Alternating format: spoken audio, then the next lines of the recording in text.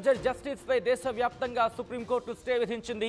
October 1 వరకు కూల్చివేతలు చేపట్టడంతో కూడా ఆదేశాలు ఇచ్చింది సుప్రీంకోర్టు. తదుపరి ఉత్తర్వులు వచ్చే వరకు కూడా బుల్డోజర్ యాక్షన్ నిలిపివేయాలంటూ సుప్రీం ఆదేశించింది. రైల్వే లైన్లు, చెరువులు, రోడ్లు, ఫుట్పాత్లు ఆక్రమిస్తే చర్యలు తీసుకోవచ్చంటూ కూడా చెప్పుకొచ్చింది. ప్రభుత్వ ఆస్తులు ఆక్రమించిన చర్యలు తీసుకోవచ్చంటూ కూడా చెప్పుకొచ్చింది సుప్రీంకోర్టు. బ్రేకింగ్ న్యూస్ చూస్తున్నాం. దేశవ్యాప్తంగా బుల్డోజర్ జస్టిస్ పై సుప్రీంకోర్టు స్టే విధించింది. మరి ముఖ్యంగా ఇటు మహారాష్ట్ర కావచ్చు, లేకపోతే ఉత్తరప్రదేశ్కి సంబంధించి ఈ రాష్ట్రాల్లో బీజేపీ పాలిత రాష్ట్రాలకు సంబంధించి ఎక్కువగా ఈ పాయింట్ రైజ్ అవుతోంది. ఇక్కడ అపోజిషన్ అంటే విపక్షాలు కూడా ఈ అంశాన్ని తీసుకెళ్లే ప్రయత్నం చేస్తున్నాయి. మరీ ముఖ్యంగా ఆ వ్యక్తికి సంబంధించి అంటే ఒకవేళ ఎవరైనా కేసుల్లో ఇరుక్కుంటే, అక్రమ కేసులకు సంబంధించి ఇరుక్కుంటే వాళ్లకు సంబంధించి ఆ ఇంటిని కూల్చేయడం కావచ్చు, లేకపోతే వాళ్ళకున్న బిల్డింగ్స్ని కూల్చేయడం కావచ్చు, నేరస్తులకు సంబంధించి మరీ ముఖ్యంగా నేరస్తులకు సంబంధించి ఆ ఇళ్లను కూల్చేయడం, లేకపోతే ఆ ఇంటిని పూర్తిగా పగలగొట్టేయడం, ఇది కరెక్ట్గా ధ్వంసం చేసడం కరెక్ట్ కాదంటూ కూడా పిటిషన్ వినే నేపథ్యంలో సుప్రీంకోర్టు వీటిని పరిశీలించింది. వీటి మీద చర్యలకు సంబంధించి ప్రస్తుతం స్టే విధించింది. అంటే ఇవి ప్రభుత్వానికి సంబంధించి అంటే అక్రమ నిర్మాణాలు అయితే మాత్రం యాక్షన్ తీసుకోవచ్చు అంటూ చెప్పుకొచ్చింది. కానీ ఒకవేళ అక్రమ నిర్మాణాలు కాకుండా కేవలం బుల్డోజర్ జస్టిస్ పేరిట మాత్రం వాటిని కూలగడితే మాత్రం కరెక్ట్ కాదంటూ కూడా చెప్పుకొచ్చింది. దీని మీద సుప్రీంకోర్టు స్టే విధించింది. ఈ నేపథ్యంలో ఈరోజు వాడివేడిగా వాదనలు జరిగాయి. ఎటువంటి వాదనలు జరిగాయి, సుప్రీంకోర్టు ఎటువంటి డైరెక్షన్స్ ఇచ్చింది తెలుసుకునే ప్రయత్నం చేద్దాం. మా ప్రతినిధి రామకృష్ణ అప్డేట్స్ అందించేందుకు ఫోన్ లైన్లో జాయిన్ అవుతున్నారు. రామకృష్ణ, ఇటు ప్రభుత్వం ఎటువంటి ఇన్ఫాక్ట్ సుప్రీంకోర్టు ప్రభుత్వాలకు ఎటువంటి డైరెక్షన్స్ ఇచ్చింది, మరీ ముఖ్యంగా ఏం చెప్పింది? ఇక్కడ బుల్డోజర్ సంస్కృతిపై సుప్రీంకోర్టు కీలక ఆదేశాలు జారీ చేసింది. కూల్చివేత ఒక్కసారి జరిగినా అది రాజ్యాంగ ధర్మానికి విరుద్ధమని వ్యాఖ్యానించింది. నేరారోపణలు ఎదుర్కొంటున్న వారి ఆస్తులను కూల్చివేయరాదని, తదుపరి ఉత్తర్వులు వచ్చే వరకు కూడా బుల్డోజర్ చర్యలు చేపట్టవద్దంటూ కూడా ఆదేశించింది. అక్టోబర్ 1 వరకు ఎలాంటి చర్యలు తీసుకోవద్దంటూ స్పష్టం చేసింది. ఫుట్పాత్, రోడ్ల విస్తరణకు ఈ ఆదేశాలు వర్తించవంటూ ఉత్తర్వులు స్పష్టంగా పేర్కొంది.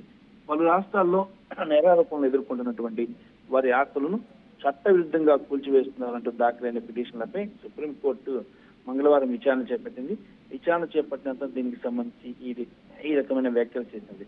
ముఖ్యంగా ఇది మనకి అంటే చాలా మంది అనుకున్నారు ఈ తీర్పు రావడంతో హైడ్రా కూడా ఆపేస్తారు, హైడ్రా కూడా ఆపేయచ్చు, హైడ్రా కూడా ఆపేయాలి, హైడ్రా కూడా ఎలాంటి చర్యలు తీసుకోకూడదు అని చెప్పేసి కూడా వాదన తెర మీదకి వచ్చాయి. హైడ్రా అఫీషియల్ గా ఒక స్టేట్మెంట్ రిలీజ్ చేసింది.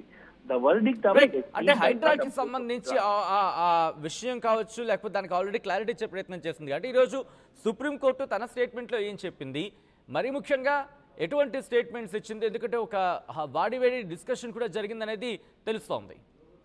దేశవ్యాప్తంగా అనేక రాష్ట్రాల్లో ఏం జరుగుతుందంటే సచిన్, ఎవరైతే క్రిమినల్ ఆరోపణలు ఎదుర్కొంటున్నారో వాళ్ళ ఆస్తులను ధ్వంసం చేయడం, బుల్డోజర్లతో వాటిని కొట్టేయడం, వాళ్ళ ఆస్తుల్ని ధ్వంసం చేయడం అనేది జరుగుతుంది చాలా వరకు రాష్ట్రాల్లో.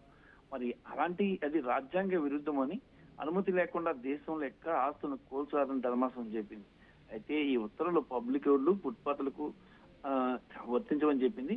ఇతర వాటిపై అనధికార నిర్మాణాలకు మాత్రం వర్తించదని వర్తిస్తుందని చెప్పి మాత్రం చెప్పింది. అంటే అనధికార నిర్మాణాలు అంటే నల్లాలు కానీ వీటన్నిటి కానీ వీటి మీద కానీ చేపట్టడం ఇలాంటి వాటిని మాత్రం కూర్చుకోవడానికి ఎలాంటి అభ్యంతరం లేదని పేర్కొంది.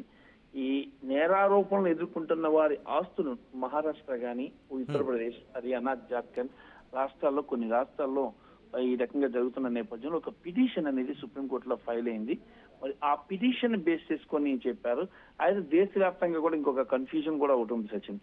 ఏంటంటే ఇప్పుడు కొన్ని రాష్ట్రాల్లో అక్రమ నిర్మాణాలు అంటే ప్రభుత్వ అనుమతి లేకుండా, లేదంటే గవర్నమెంట్ ఆస్తులు, ముఖ్యంగా గవర్నమెంట్ ల్యాండ్స్ ఆక్యుపై చేయడం, చెరువులను కబ్జా చేయడం, ఇవన్నీ చేసేసి ఇల్లులు కట్టడం లేదా అపార్ట్మెంట్లు కట్టడం లాంటివి జరిగినాయి.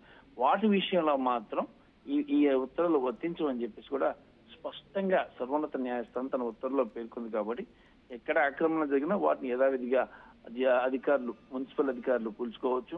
మరి నేరారోపణలు ఎదుర్కొంటున్న వారిని పరిగట్టుకొని వాళ్ళ ఆస్తుల జోలికి వెళ్లొద్దు. అక్టోబర్ 1వ తేదీన వరకు కూడా ఎలాంటి దేశంలో ఎక్కడ కూడా ఆస్తులను కూల్చొద్దని చెప్పి ధర్మాసనం తీర్పిచ్చింది. దీని ప్రకారం చూసుకుంటే హైడ్రాకి ఇది వర్తించదని చెప్పేసి కూడా స్పష్టమైంది. రామకృష్ణ అంటే ప్రస్తుతం ఈ అక్రమ కట్టడాలకు సంబంధించి కూల్చివేతల అంశానికి సంబంధించి చెప్పుకోవచ్చు దానికో లేకపోతే నేరస్తుల అంశానికి సంబంధించి ఆ విషయంలో ప్రస్తావించిందా? ఎటువంటి క్లియర్ డైరెక్షన్స్ ఇచ్చింది ఇటు దేశవ్యాప్తంగా ఉన్న ప్రభుత్వాలకి? ఇక్కడ 2 రకాల డైరెక్షన్స్ ఉన్నాయి అనుకోవచ్చు మనం. ఎందుకంటే ఎక్కడ అక్రమ నిర్మాణాలు జరిగినా కూల్చుకోండి. గవర్నమెంట్ ల్యాండ్స్, గవర్నమెంట్ ఆస్తులు లేదంటే చెరువులు అవి ఒక రకంగా ఏంటంటే అలా జరిగితే మీరు కూల్చుకోవచ్చు, మీరు చేసుకోవచ్చు, బుల్డోజర్ పెట్టి కొట్టేయచ్చు అనేది ఇండైరెక్ట్ గా చెప్పేసింది ఇక్కడ.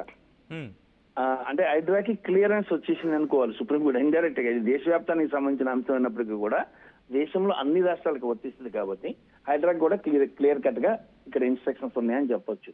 దాంతో పాటు ఏంటంటే ఎక్కడెక్కడైతే దేశంలోని అధికారులు పనిగట్టుకొని నేరస్తులు ఎవరైతే ఉన్నారో నేరారోపణలు కానీ క్రిమినల్ చర్యలో ఉన్నటువంటి వాళ్ళ బడా ఆస్తులు కానీ చాలా కొంతమంది ఈ మధ్య స్వామీజీలు అరెస్ట్ అయ్యారు. వాళ్ళ ఆశ్రమాలు కూల్చడాలు కానీ లేదా వాళ్ళ ఆస్తులకు సంబంధించిన వాటిని బుల్డోజర్తో కొట్టేయడాలు కానీ అన్ని చేస్తున్నారు అధికారులు. అలాంటి వాటికి సంబంధించి మాత్రమే అది రాజ్యాంగ విరుద్ధం. వాడు క్రిమినల్ అయినా ఇంకోటైనా వాడు సక్రమంగా ఉన్నప్పుడు వాడి ఆస్తిని వెళ్ళి కూల్చేయడం అనేది కరెక్టే కాదు, అది రాజ్యాంగ విరుద్ధం అంటూ స్పష్టంగా పేర్కొన్నారు. రాజ్యాంగ విరుద్ధం అనే వర్డ్ని కూడా ఇక్కడ సర్వోన్నత న్యాయస్థానం పేర్కొంది. క్రిమినల్ గా ఉంటే చట్ట ప్రకారం తీసుకోవాలి.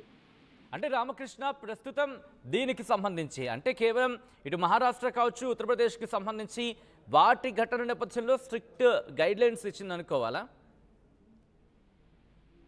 డెఫినెట్ గా అలాగే అనుకోవాలి. ఎందుకంటే అలా అనుకోవాలి. ఇక్కడ హైదరాబాద్ కూడా చేస్తున్నవన్నీ కూడా దేశవ్యాప్తంగా కూడా ఇవి కూడా ఒక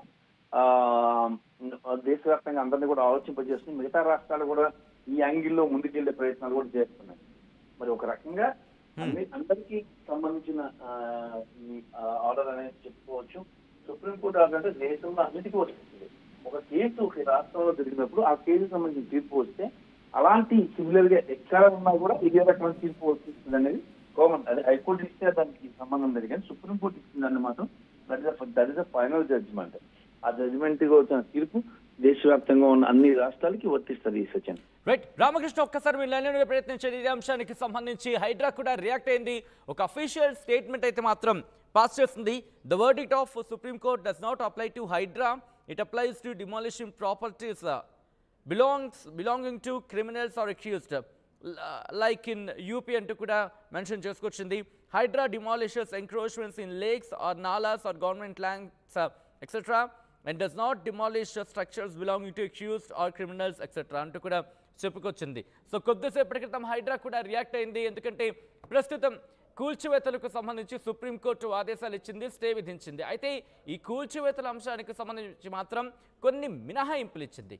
ఏ విషయాలు అంటే కనుక హైడ్రా చెప్పుకొచ్చింది, ఇది అక్రమ కట్టడాలకు సంబంధించి అక్రమ కట్టడాలు ఉంటే కనుక ఇటు దూసుకు వెళ్ళిపోవచ్చు, అంటే మీ పని మీరు చేసుకుంటూ వెళ్ళిపోవచ్చు అంటూ కూడా చెప్పుకొచ్చిన సందర్భం.